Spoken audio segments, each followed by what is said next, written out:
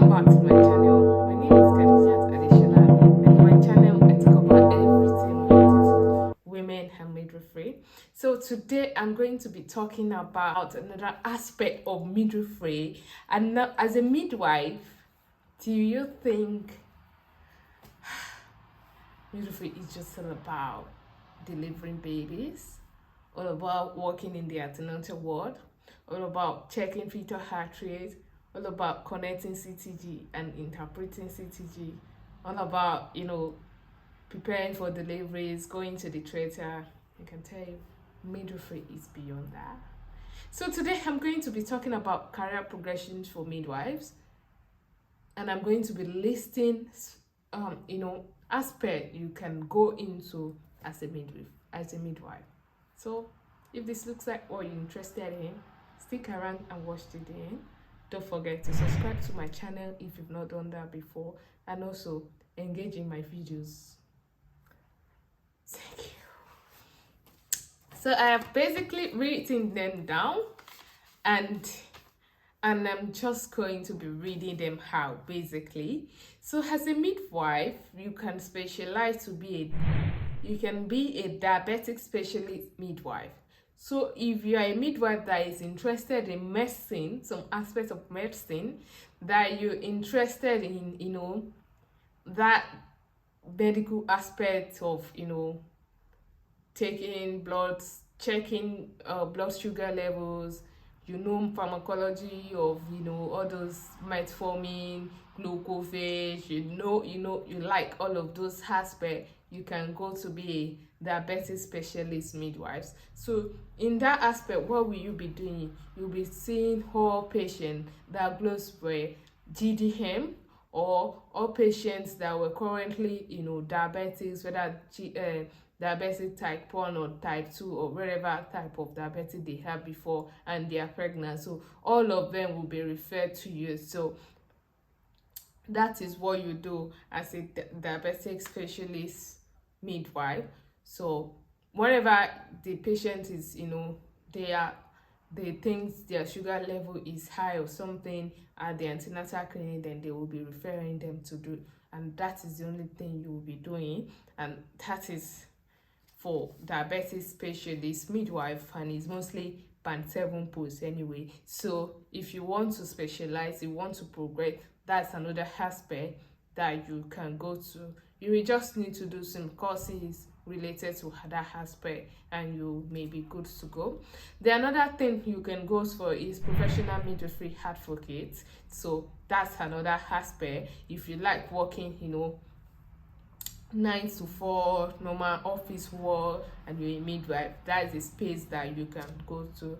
Safeguarding midwife as well, that's another aspect you can go to. In safeguarding midwife, they actually see all of those in this UK. Basically, they actually see all of those, any patient has case of domestic violence, anything, they think there is a cause for concern, this patient is not okay mentally, you think this patient is not okay mentally, all of that. So you report to the safeguarding midwife, and they get to take care of the patient. They are also part of the psychiatric midwife. Basically, they are under this mental health issue, they are under this safeguarding midwife. Another aspect you can specialize in is bereavement midwife.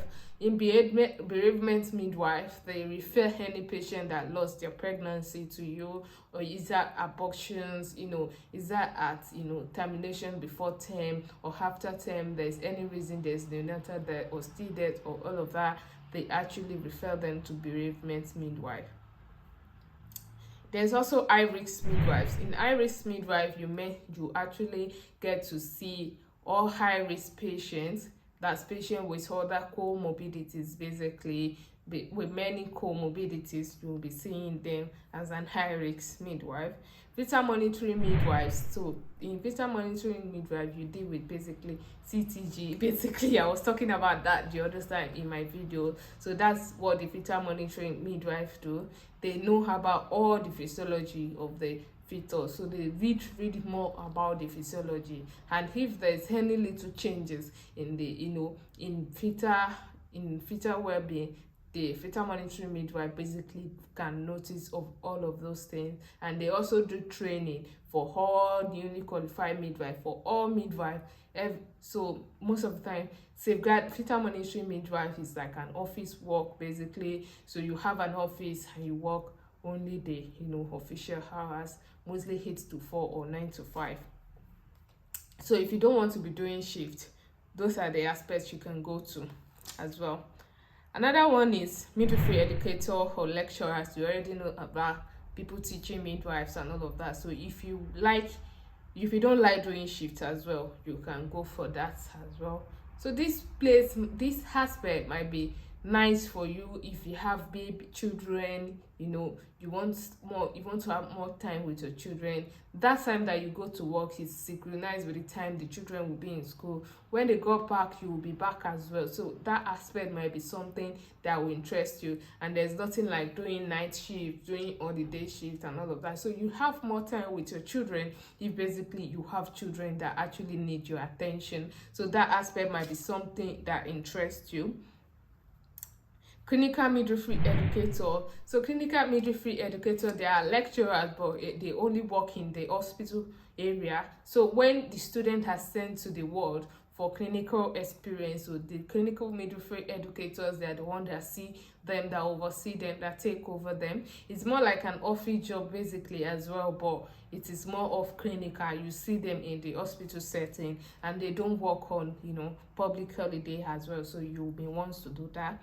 Consultant midwives, once you have your masters, you become a consultant midwife, and that is the high managerial role as well. So if you are education types, you can continue reading and all of that. And in UK, you don't necessarily have to go to the hospital to the university to sit down to do your master or to do anything.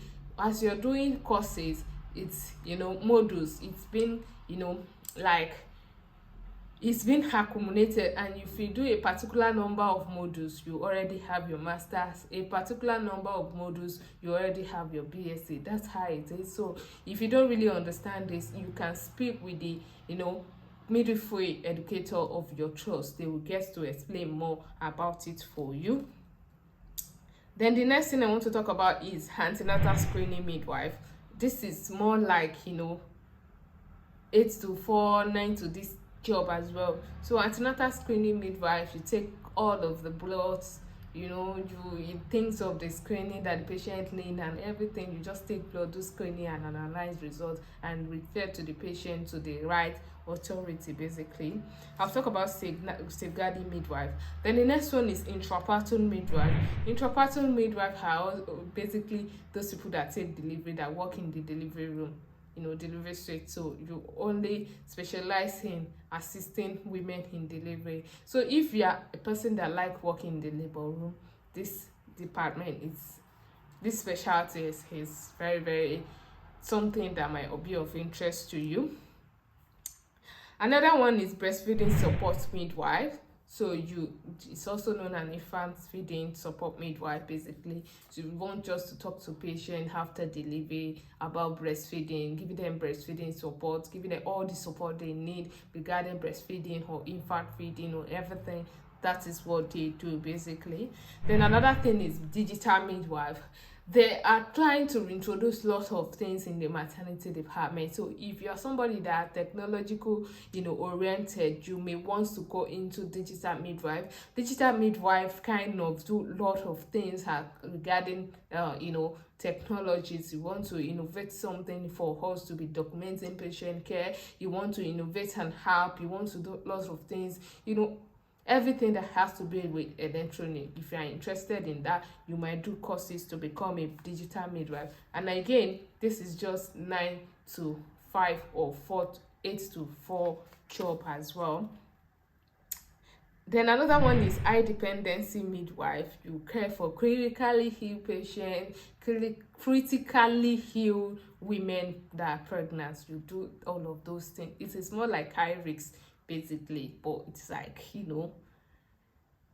it's like high CU for critically ill patient aspect of midwifery. So if somebody tell you they are a nurse, they are ICU nurse, you can be an ICU midwife as well. So and you know what that means. basically. There are lots of opportunity in midwifery, so you just need to keep exploring. So if you are somebody like being an ICU nurse but you're a midwife, you can be an high risk midwife, or high dependency midwife, and I can tell you the pay is like so if you're looking for money, you can do those courses as well. Then another one is 9P midwives. So this 9P, they do the neonatal infant physical examination. It's the same, they are pediatricians do all of this. So if you are interested in that, you can be a 9P midwives as well. Leadership roles, if you can do leadership courses to take leadership roles, to be a manager, a ward manager, a board manager, ship manager, all of those things. You can be a part of the management as well if you take leadership role. Then another thing is postnatal and antenatal midwives. If you want to just be in the antenatal ward, you can do courses to be specialized in that aspect. Operating department practitioner, you only want to be working in the theater where there's surgery and all of that, you can do all of that. There's also teenage caseload midwife. I think in one of my videos, I'm kind of teenagers counselor, so I can go to this place basically. So you talk about just the teenage, you specialize in seeing the teenagers. There are a lot of teenage pregnancy in this space as well, so you want to do all of those as well. There's also this one, grow midwife. Grow midwife is like, just talk about but there are a lot of specialties basically. So I have just listed about, let me read it. 1 2 3 4 5 6 7 8 9 10 11 12 13 14 15 16 17 18 19 20. I've mentioned 20 specialties that you can go to as a midwife, and I can tell you that most specialties are actually band 7. So you may want to, if you're already in the UK and you've been band 6 for like 2-3 years, you may want to do any of these courses to go into, to just migrate to like band 7. And of course the job is more flexible, and the pay, now that there's kind of slight increase in NHS pay, and the pay was going to be higher as well, you'll be going home with about 30,000 38,000 annually, and you are not really doing much just because you're specialized. So it is worth invest in yourself basically, and you will be glad you do that. Thank you for watching my video.